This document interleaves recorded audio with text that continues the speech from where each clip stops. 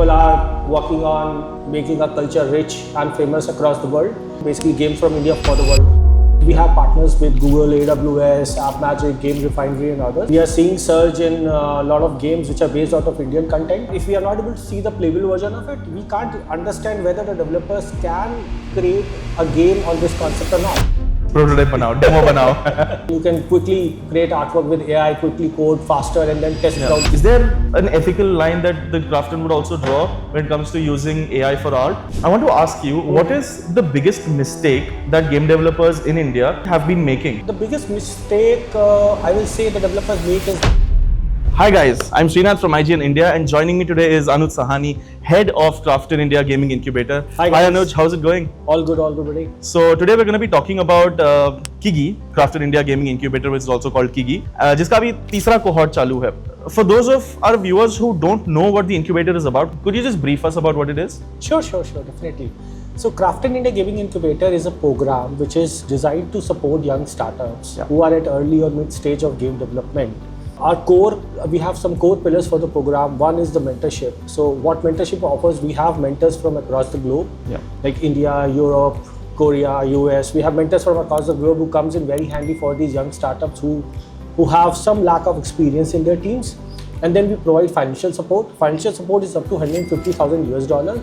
That comes in very handy for the teams at very initial stage because that's the bread and butter and they can continue the development journey. And then along with that, we have access to tools. Like we have partners with Google, AWS, AppMagic, Game Refinery and others who comes in very handy, and these tools helps the developers to speed up their development journey. Yeah. So that's a high level program we offer. Yeah.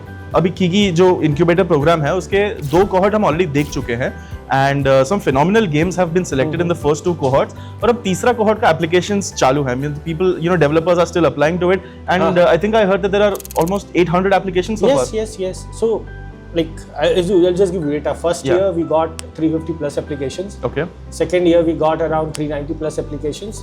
This year we have just started application process from September.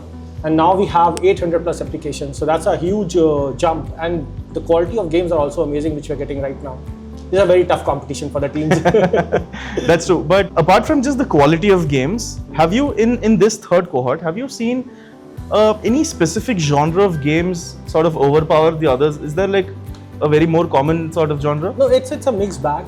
There's no genre dominating, but obviously we are seeing the surge in PC gaming. Yeah. And we are seeing surge in a lot of games which are based out of Indian content and Indian mythology. So people are working on making a culture rich and famous across the world. So that's the target, and that's the goal developers and us are also working on, basically games from India for the world. When we talk about an incubation program, you say you have over 800 applications. The cohort 3, it's still, applications are still open, people are still applying. What's the criteria for selection this time around? With the number of applications, obviously the criteria will slightly go up because the competition will be higher in the number of selection of teams. We normally go for incubating 6 to 10 teams every year. So what normally we look for is the concept. Is the concept engaging enough? Is the concept fun to play? Is the concept or the prototype version is fun to play basically? So these are the two things we evaluate, the concept and the prototype. And we also try to understand what the founders have been doing in the past, what their future vision is, what kind of team structure they have, what kind of monetization model they want to build. So there are a few things we look at every pitch and we understand. Has the bar for selection for these games, has it been raised in the third cohort? No, we are still, we haven't raised the bar basically. Since the number of applications are more and since the competition will be more, probably we'll look at games from a lens so that the teams who are performing good or whose idea is good, we select them. Now, one more thing is a lot of game developers reach out to us. They also watch a lot of these videos. I want to ask you, what is the biggest mistake that game developers in India who apply for Kigi have been making? The biggest mistake I will say the developers make is not submitting the prototype. Because see, it's good to submit the concept. We understand that this is the concept and it might be fun to play. But if we are not able to see the playable version of it, we can't understand whether the developers can create a game on this concept or not. Yeah. And see, also, like this year, as I said, we have 800 applications. So obviously the ones who have prototypes will get better chance. The first sort of filter that you apply is, does the game have a prototype? Yes, we look at that. What if, or has there been a case जहाँ पे concept बहुत ही अच्छा हुआ हो game का, but there is no playable version, but you really believe in the concept and you've sort of taken them forward in the steps of application. So in this case, what we do, we connect with the developer. Okay. We try to understand at what stage the game is, whether they are working on prototype or not. If they are working on prototype, we give them some time to resubmit the application so that we can go through it. It's generally we tend to give feedback to the developers on these lines. Yeah. Let's also talk about the previous cohorts 1 and 2. Some phenomenal games in there. Are they still in development? Are any of the games close to release? So all the games are in development right now. Cohort 1 जो है that ended this year itself. Yeah. Abhi all these developers are continuing with the journey. So like if I want to tell you, then the game from Nagaland, Sojin Pass, Dimension Games. Redimension, yeah. That's going to launch next year. And the other 2 games are from Arjuna and Donali Games. Yeah. They both are based from Delhi. Their games are in development. Hopefully early next year or mid next year they will launch their games.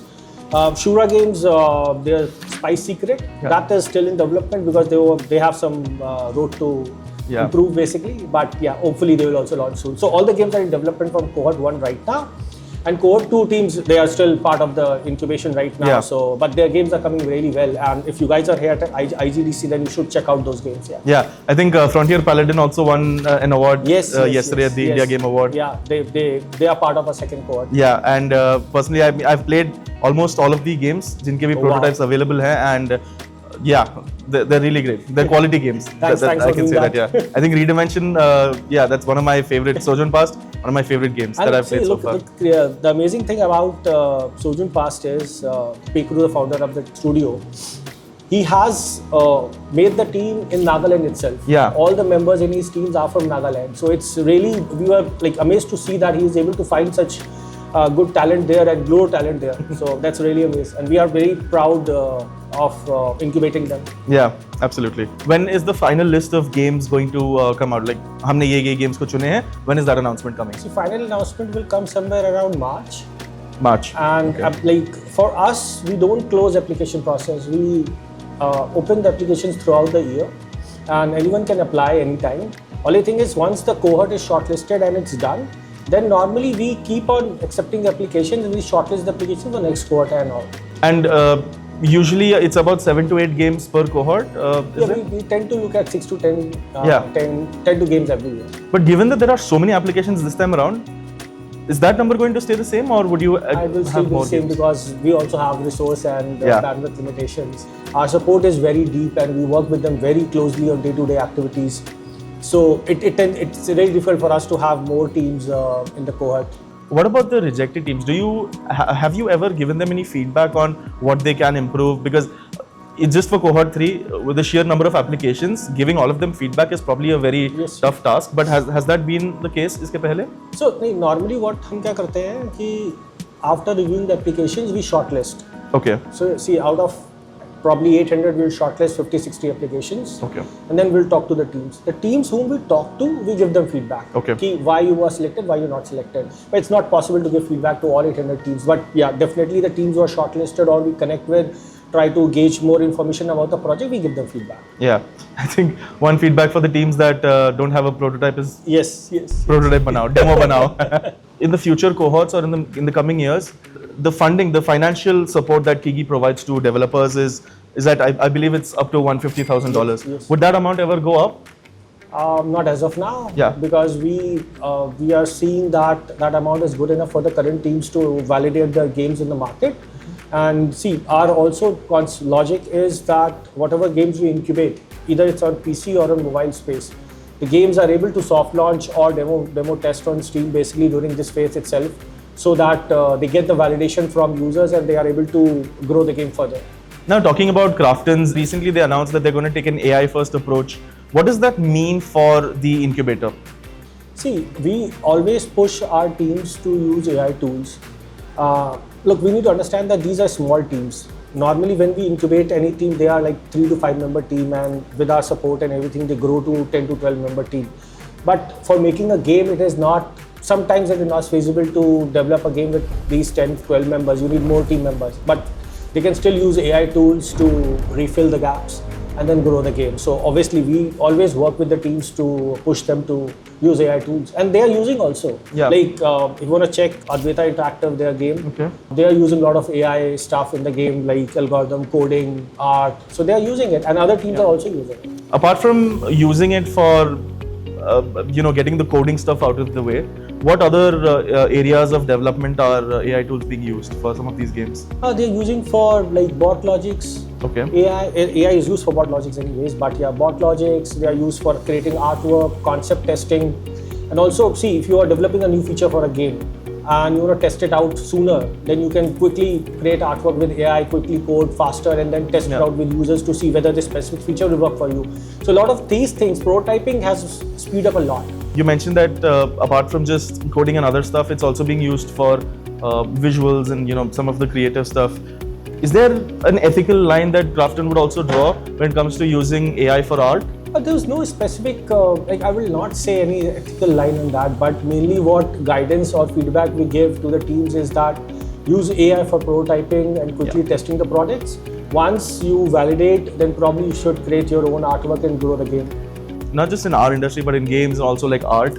A lot of value is placed on environmental artists, 2D artists, 3D artists, who spend hours creating, fine-tuning their design, and the recent wave of AI has sort of taken over, and I've also seen a few generative AI games that sort of just on the go they generate a lot of art and have all of that. And would you ever see that being a major aspect of the game, or would you always say that use it as a tool, get some ideas, but final जो आपका design है वो खुद करो? देखो, at the current stage, I'll say yes. कि do prototyping, do testing with AI, and then create your own artwork. Yeah. But probably, I don't know whether next 2 to 3 years that's going to change or not with how fast the AI is progressing. So yeah, we never know. Yeah, stay tuned and we'll find out what games are selected for Cohort 3. And well, ये indie games का coverage तो आपको IGN India पे मिलते रहेगा. So thank you Anuj for having this conversation. Thank you guys. We'll see you again.